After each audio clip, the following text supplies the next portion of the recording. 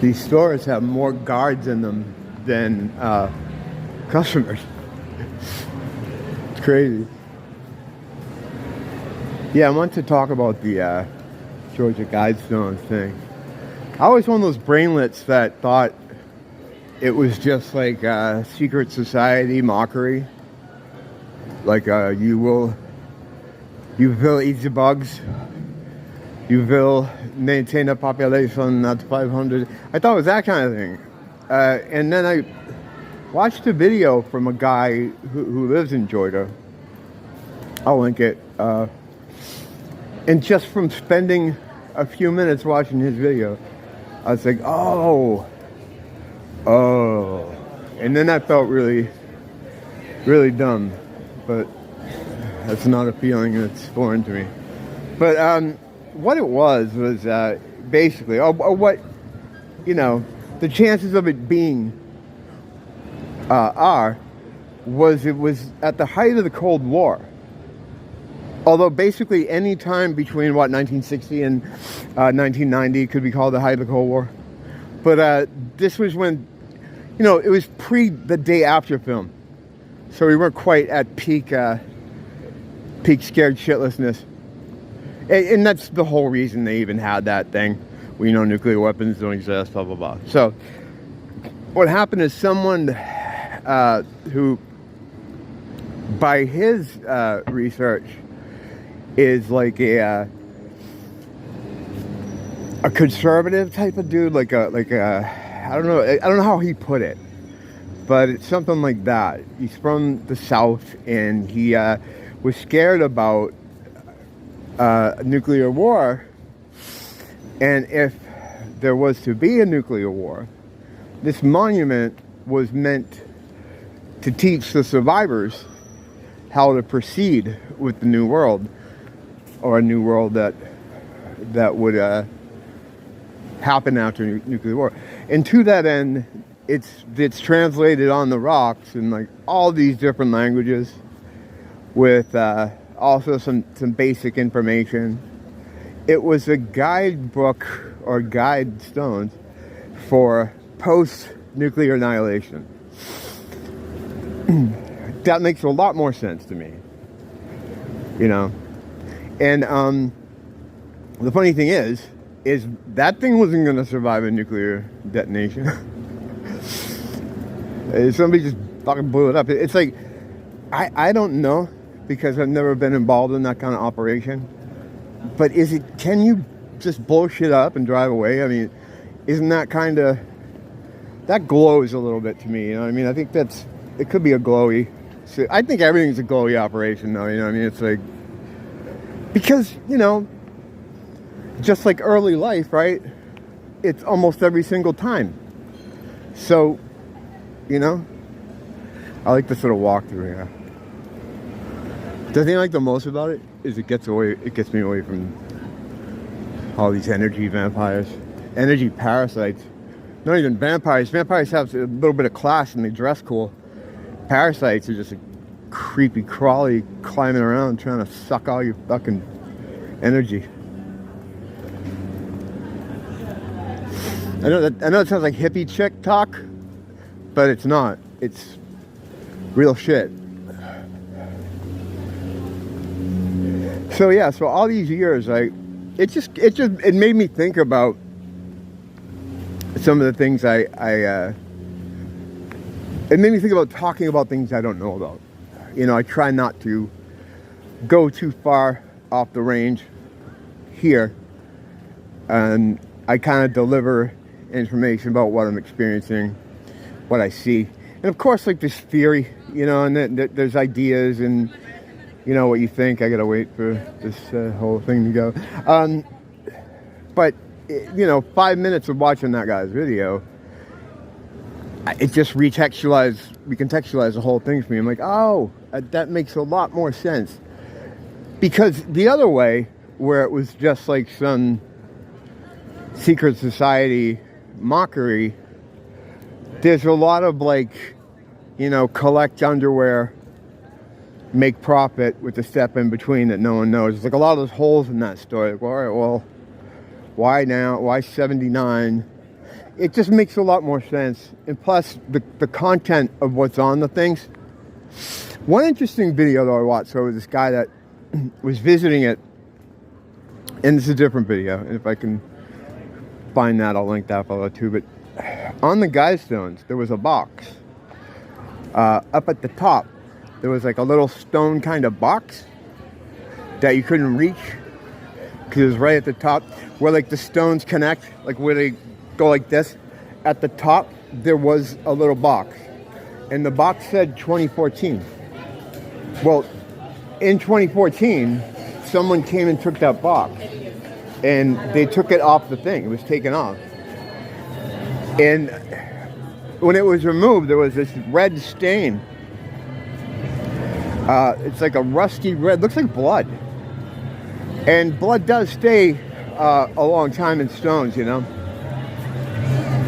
I mean, I used to see, we had a thing up near where I used to live called America's Stonehenge, it was called.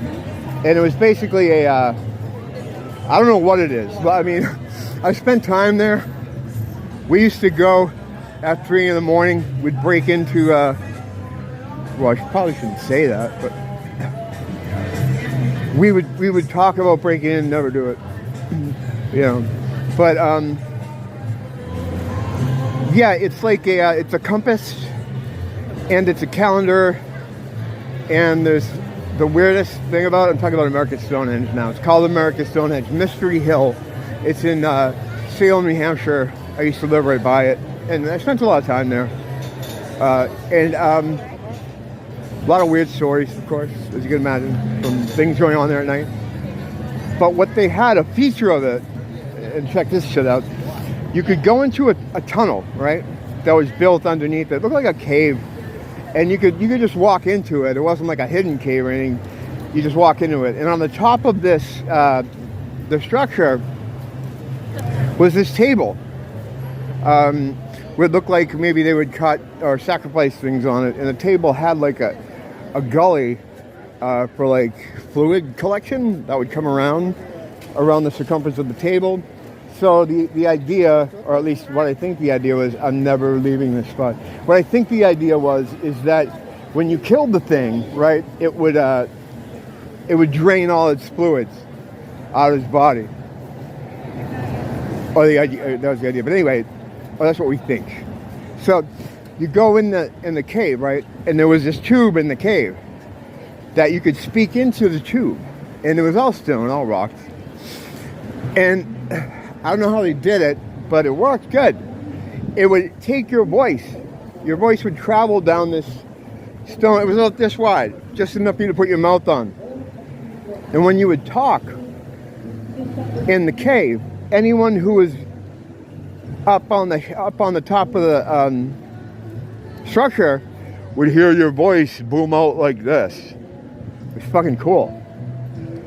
It didn't so much amplify the voice. Well, obviously it did, because it made it so you could hear it, but it didn't amplify it in like a massive way. But it made it feel like it was coming out from underneath the table. And what, you know, we suspected is maybe they wanted you to think, as you were sacrificing whatever you're sacrificing, that the gods were talking to you or something. But they had stains on that table that were like rusty red, that looked like blood. So it's a long story, but interesting one.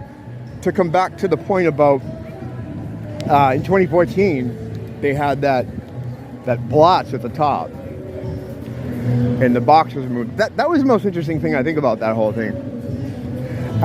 You know, obviously it was probably a time capsule of some kind. I don't know if they were, well, these, depending on who it was for,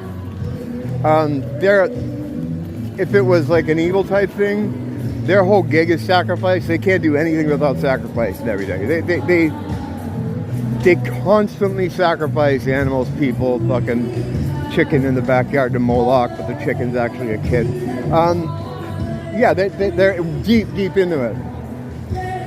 So did they take something up there and kill it to break some kind of magical seal or something? It sounds silly, but that's what they do. That's how this shit works. If you notice, like, black magic There's a lot about seals and binds and breaking this, breaking that. Oh, it's the racist family again. Talked about them in the last video. But, oh, it'd be cool if I could catch one of the rants. I'm not going to hang around for it, but usually it's like in between songs. They'll start going on about, you know, how everybody's got to team up and kill Whitey. It's funny, though. It's funny. I can see some people would get upset about it, but... And there's just like all these confused white people just standing there like, why is he doing this?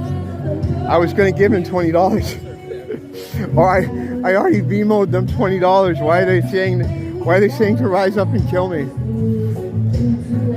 But, yeah, so Georgia Guidestones thing, I was thinking it was something else this whole time, and I watched the video for 10 minutes, and it just clicked in my head. You know, it's it's like one of those frequency things, like, truth, it just sounds right to you. You're like, oh, okay. You know what I mean? I had that kind of experience with it. And I've never gone back on one of those. Like whenever I have like a truth recognition. Oh, is he gonna shit on white people? Let me see. Maybe.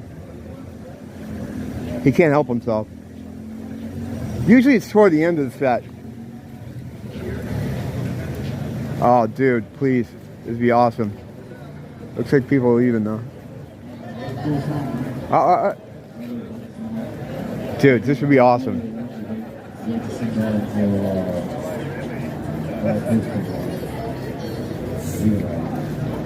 We'll get closer.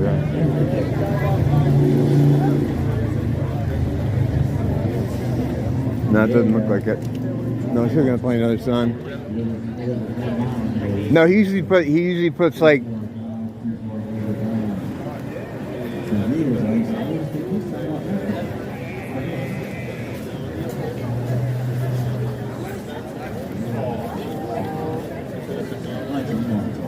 It looks like he's in shit talking mode, but I have no interest in sitting in that stinky crowd. Anyway, yeah, that's it for Georgia Guidestones. I was a retard. I thought it was something that it wasn't. Pretty sure it was just, you know, Cold War paranoia. And I know my fucking paranoia, Cold War or otherwise.